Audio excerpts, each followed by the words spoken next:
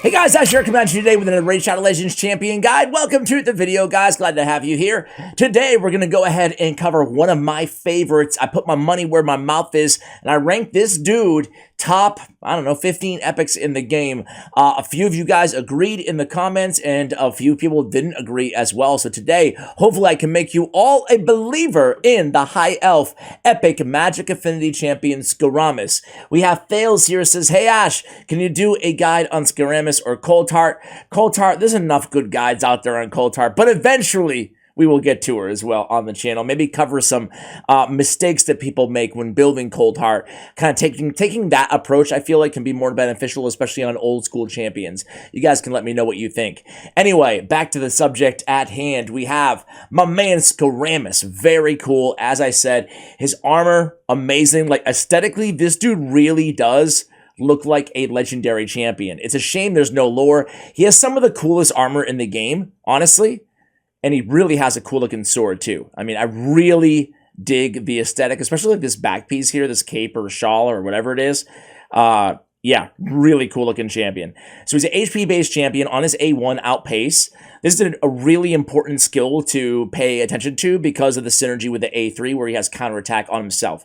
Attacks one enemy, has a 100% chance of stealing 15% of the target's turn meter, has a 30% chance of placing a stun debuff on the target for one turn if the turn meter is fully depleted by this skill. Of course, you read that and you think, why would that be the case? Who cares? It will make more sense in a moment. On the A2, effortless superiority here.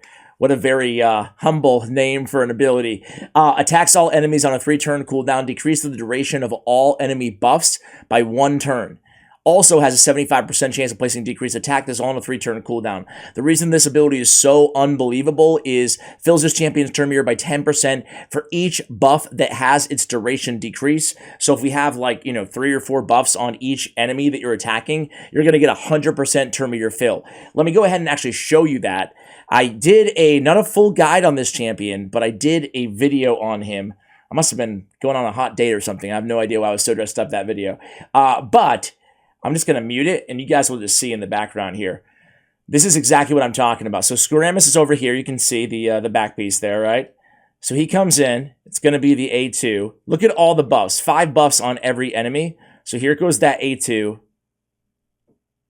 And then you're going to see decrease buff duration. You're going to see a bunch of it there. And again, before you even know it, he has the extra turn. It's already his turn again. So I can come back in and use his A3, which is a 3-turn provoke. Anyway, very, very cool champion. Obviously, he's not a champion. I was just messing around the arena there. He's not really an arena champion per se, but I suppose if you build him fast enough, in a similar kind of control role to any other provoker out there in the game, like the Molly Tankard or a Umbral Enchantress, a little bit different, but I guess you could use him in kind of mid-game arena if you wanted to, or heck, even end game if you want to have some fun with this dude and just kind of mix things up a little bit. Hold the Front, again, is a 3-turn cooldown. This guy is obviously known for PvE control. 100% provoke on a 3-turn cooldown. Also a counterattack and a continuous heal on this champion for 2 turns. So again, 100% provoke, 3-turn cooldown, no damage, not predicated on a critical hit. He's just placing that debuff.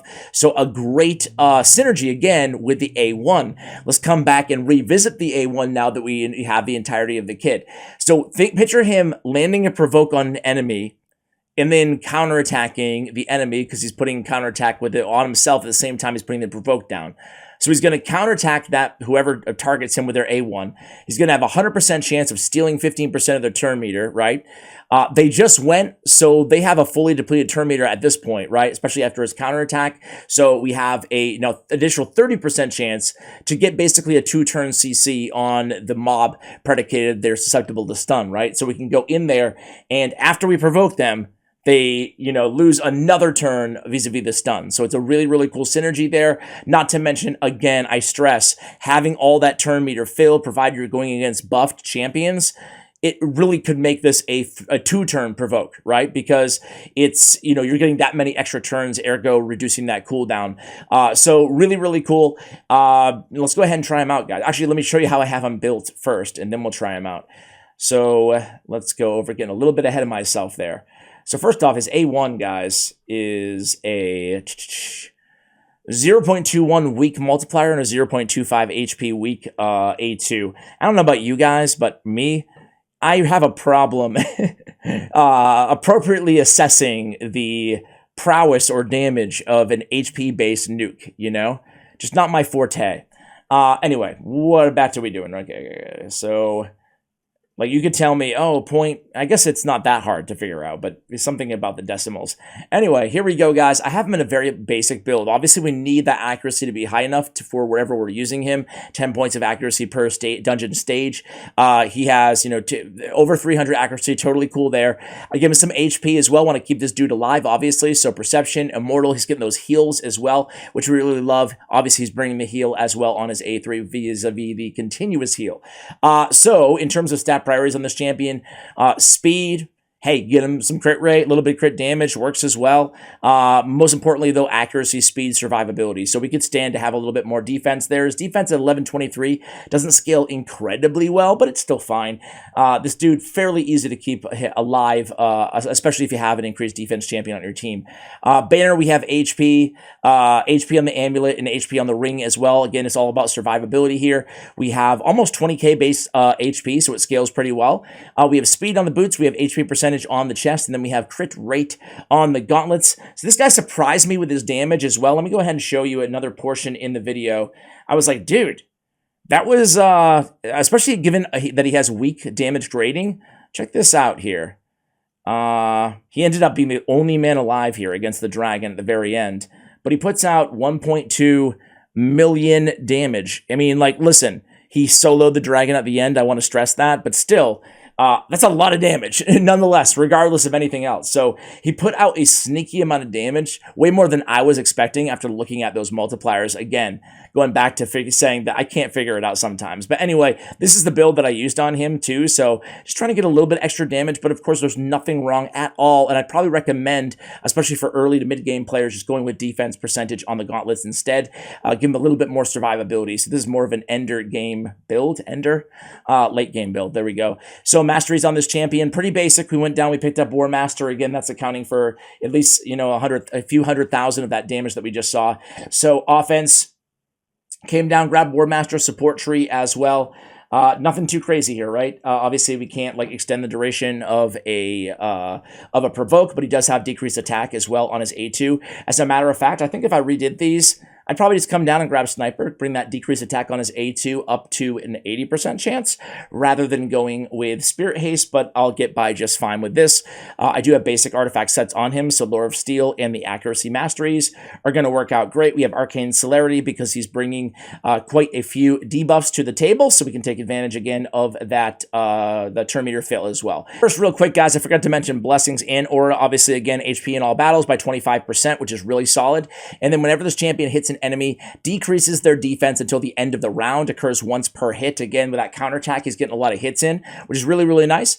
You guys can see it's cruelty. We get defense. It's only 1 star, unfortunately, right now. So decreases target's defense by 1% per hit, up to 10% for champions, 5% extra less defense on bosses. So really good. That scales up to 4% per hit, and then 20% for bosses if you're lucky enough to have a 6-star Skeuramis, or if you want to take advantage of the Cruelty Mastery, it scales really, really well in terms of the power. So we're going to go ahead and run him in the lead. We're going to run a debuffer in Tyrell. Let's go ahead and put Apothecary on the team. Let's go ahead and put Elhain on the team as well.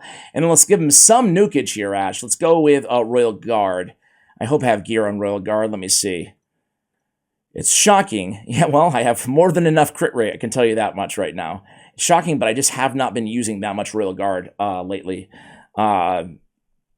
Yeah, he used to be like one of my go-tos, I feel like, in every area of the game. But anyway, he opens things off with his beautiful provoke there. Again, it lands on everybody nice and easy there. Doing some nice damage to this team. Obviously, we have Tyrell there setting the table with a decreased defense. But again, he's going to come in there, and you see how he landed that stun, right? We deplete the little turn meter there is. We deplete that, or steal it, right? And then we get that stun. Let's go ahead and pay attention to that's his A3. He just burned it, unfortunately. But let's pay attention as well to the second wave on that A2. So there's no buffs up right now. But one thing I'm thinking about, too, is that you could run this dude on Hydra as well. You can run him, like, almost everywhere. He's a very versatile control champion, right? But think about using him as a Hydra. If you don't have, again, like a Molly Tankard, or if you don't have a Skull Lord, if you don't have, you know, one of the OP Contra, one of the OP Provoke champions out there, you could definitely, because of that A2, the utility that you can get there in terms of turn meter fill, and stealing turn meter a little bit on the A1 as well, I feel like you could definitely use him. You could use him.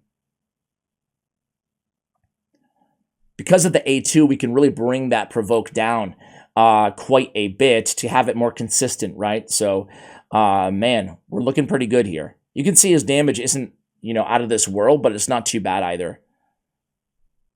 So this is the nuker lineup here. They don't really have, they have Bellinors, Skeuramis, they got Ethos, they got more Bellinors. Yeah, so they don't really have any buffs, so we can't really take advantage, unfortunately, of that A2. But let's see if we can actually stay alive here, right? So he is alive, barely. He goes in with that A2, and I'll tell you what, man, that was a decent amount of damage. He kind of saved the show there. Things got dicey towards the end. But he gets the job done. Comes in with the A3. Boy, I love this champion, man. I think he's such a powerful control champion. Damage mitigator with a decreased attack. I think he's a really, really cool champion in the game. You guys can see here again. Star of the show, 373,000 damage, bringing just so much healage as well there. So, hey guys, what do you think of this champion? Am I too high on him? I don't think I am. He's one of my favorite epics they've released in recent memory. Hopefully you've enjoyed today's guide. That's all I have for you guys. Thank you for watching, and as always, take care, guys.